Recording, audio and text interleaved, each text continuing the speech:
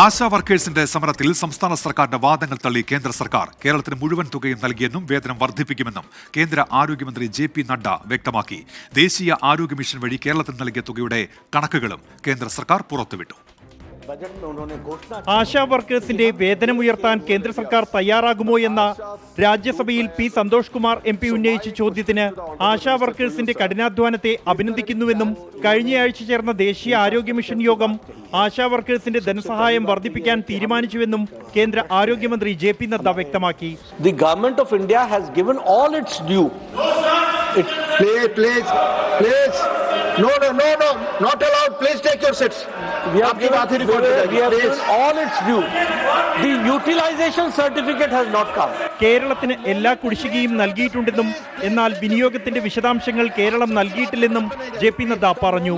അതേസമയം മന്ത്രി സഭയെ തെറ്റിദ്ധരിപ്പിച്ചുവെന്നും അവകാശ ലംഘനത്തിന് നോട്ടീസ് നൽകുമെന്നും P. സന്തോഷ് കുമാർ MP പ്രതികരിച്ചു.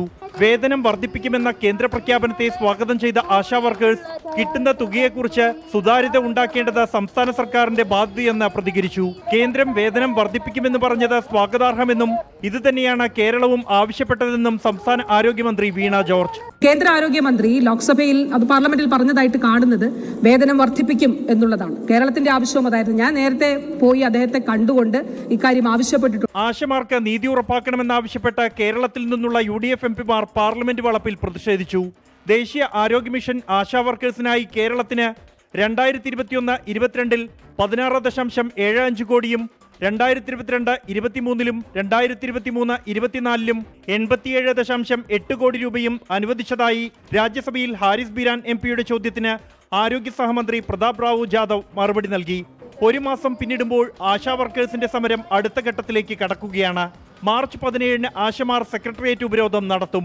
മാർച്ച് 13-ന് ആറ്റുകാൽ പൊങ്കാല ദിവസം സെക്രട്ടേറിയറ്റിന് മുൻപിൽ പ്രതിഷേധ പൊങ്കാലയും സംഘടിപ്പിക്കുമെന്നും ആശാ വർക്കേഴ്സ് പ്രഖ്യാപിച്ചു.